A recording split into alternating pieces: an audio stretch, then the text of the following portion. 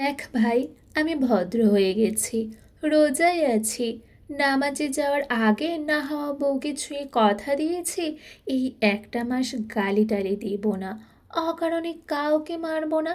তবে হ্যাঁ, যেই অকারণে আমার পেছনে সুরসুরি দিতে আসবে তাকে সুস্থভাবে ফিরতেও দেব না। তুইও দুষ্টামি করিস না। মায়ের ছেলে মায়ের কোলে ফিরে যা।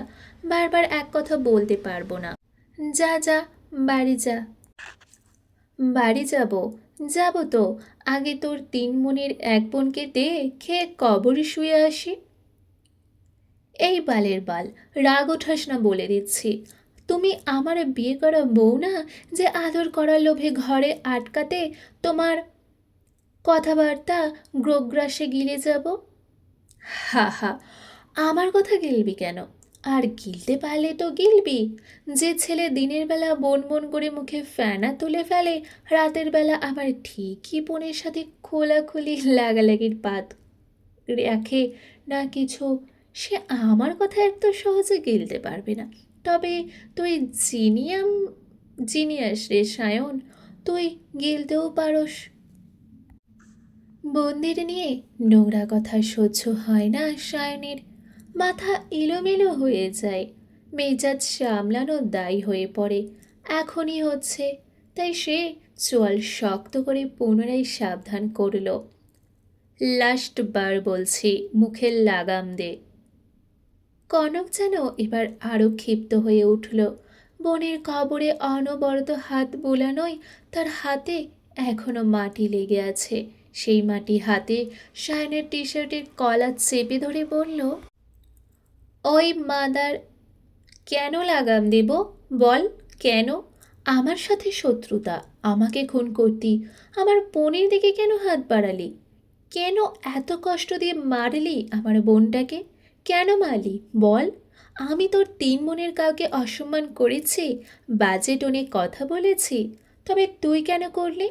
আজ কয়েকটা দিন আমার বোনটা আমাকে ভাইয়া বলে ডাকে না, ঘরে ফিরলে ছুটে আমার কাছে আসে না, আমার মা আমার সাথে কথা বলে না। ভাইয়া ডাক শোনার জন্য বুক চলে যাচ্ছে। আমার পুরো দুনিয়া অন্ধকার করে দিয়েছিস তুই। তোকে আমি ক্ষমা করব না, কখনো না। আজ এক অসহায় ভাই হয়ে অভিশাপ দিচ্ছি, তুইও জীবনে একবার হলেও আমার জায়গায় এসে দাঁড়াবি। আল্লাহ যেন তোকে দাঁড় করায়। আমার চোখের পানি যেন তোর জীবনে অভিশাপ হয়ে আসে। আমার মতো তুই একবার ভাইয়ার ডাক শোনার জন্য পাগল হয়ে যাস। তোকেও যেন বোনের নগ্ন দেহের সামনে দাঁড়াতে হয়, চোখে দেখতে হয় আদরের বোনের ক্ষত বিক্ষত লাশ।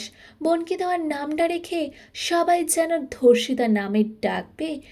যখন ধর্ষিতা নামে ডাকবে তখন শুনতে কেমন লাগে তুইও যেন বুঝিস, তোর জীবনেও যেন এমন তিক্ত অভিজ্ঞতা আসে। সায়ন আর সহ্য করতে পারল না, শক্ত হাতে ঘুষি মেরে দিল কনকের নাক বরাবর। গলগলিয়ে রক্ত বেরিয়ে এলো। পাল্টা আক্রমণ কনকও করল, সেও বসালো আর এক ঘুষি। তবে সায়ন একের পর এক এলো পাতারে মারতে শুরু করলে রুবাব তাদের আটকাতে চাইলেও পারল না। আজম শেষ বাজাতে বাজাতে এসে দাঁড়িয়েছে কেবল। ঘটনা বুঝে দৌড়ে গেল তাদের কাছে। সায়ন যেন উন্মাদ, ভিড়ে জমে গেছে পথচারীদের। রুবাব আর আজম কোনো মতে ছাড়াতে গেলে সায়ন বলল, এই শোরের বাচ্চা, এই কতবার বলবো তোর বোনকে আমি রেপ করিনি? শালা, আমার কি মেয়ের অভাব রে?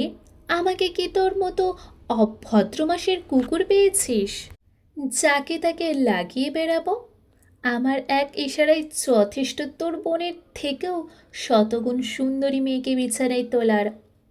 রেপ টেপ করে আমাকে তুমি রোজ রোজ একই ভেজ ভেজ ভোজন গান শোনাও। আজ তোমার ভোজন গান তোমারই পেছনে ভরবো শালা। একথা বলে শায়ন কনককে ধাক্কা মেরে অফিস রুমে ঢোকালো। তারপর ড্রয়ার খুলে একটা পেন ড্রাইভ এনে কনকের মুখের ওপর ছুঁড়ে মারল।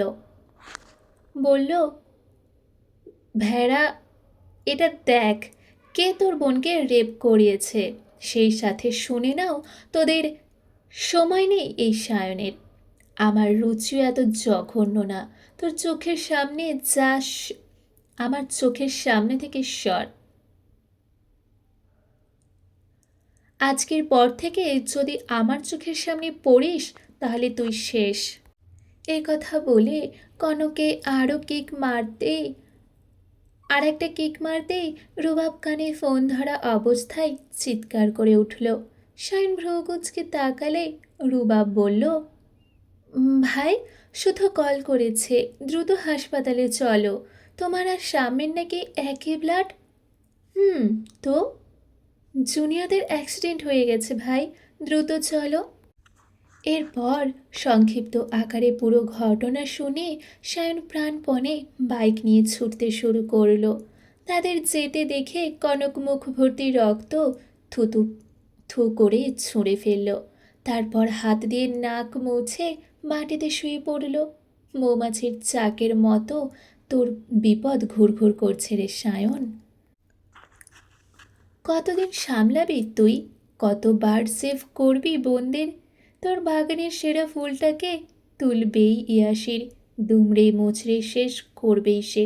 আজকাল তোর সময়টা খুব ভালো যাচ্ছে রে, তবে ভালোর পরে মন্দির আসন তা ভুলে যাস না। আমার বিশ্বাস তোদের নাকানি চুবানি খাওয়াতে শুধু ইয়াসিরই যথেষ্ট।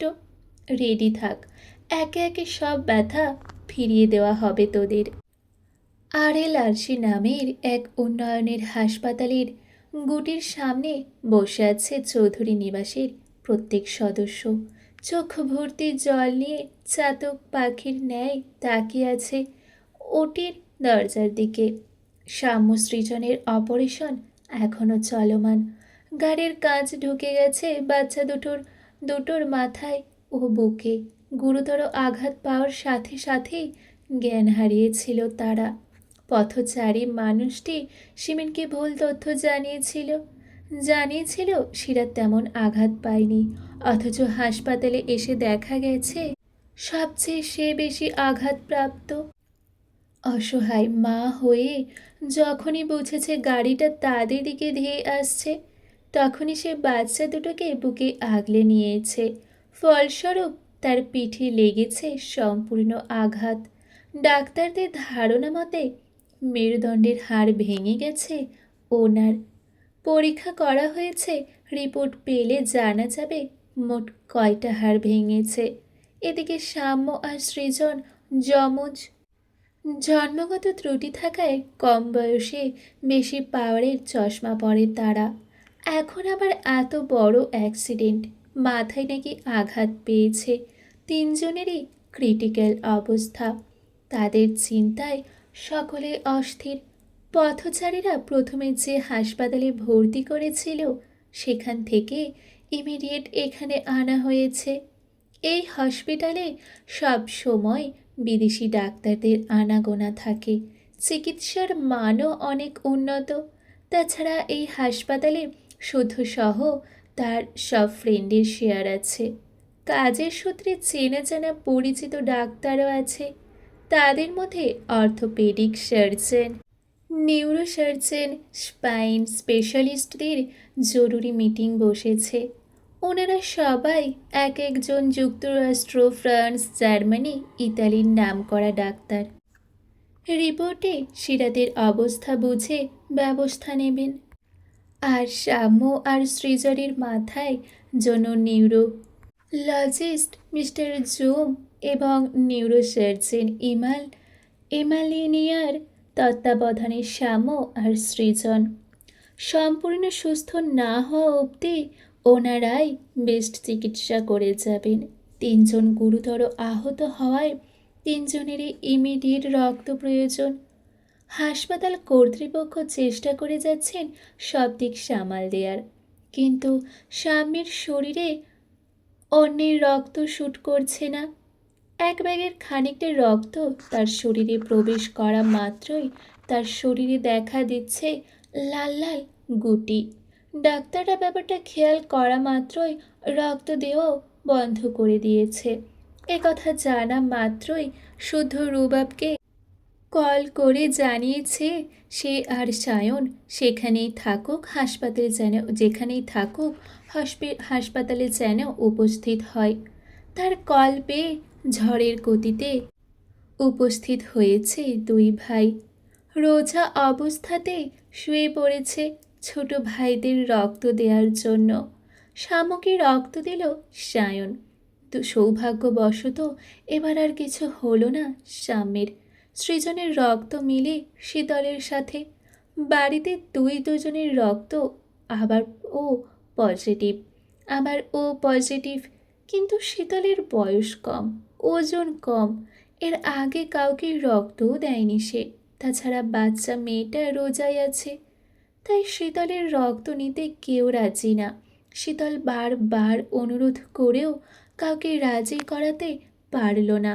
তখন সে শুদ্ধর সামনে দাঁড়িয়ে ফোঁপাতে ফোঁপাতে বলল, আমার ছোট ভাইরা কষ্ট পাচ্ছে, তাদের রক্ত প্রয়োজন।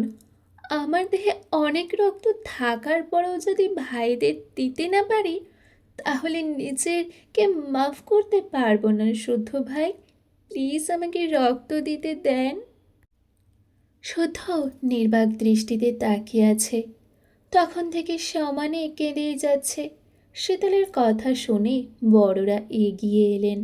সায়ন শাওয়ান চৌধুরী চোখ মুছে শীতলের দুই হাতে চুমু এঁকে ভেজা কণ্ঠে বললেন, সোনামা, আমার তুমি নিজেও তো বাচ্চা।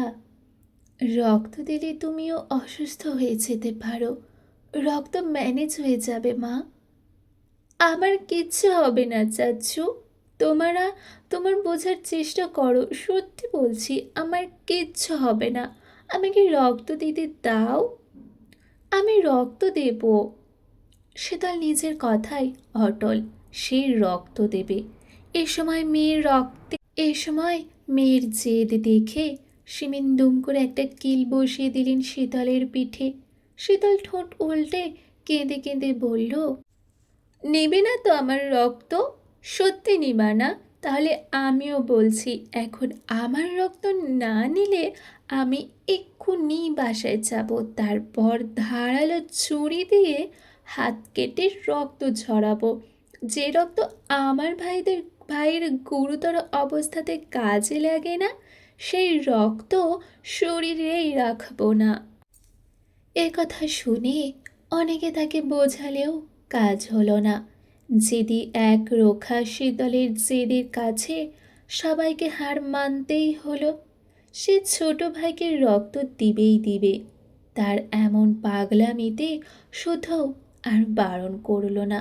নার্সকে ইশারা করে শীতলকে ভেতর নিয়ে যেতে বলল।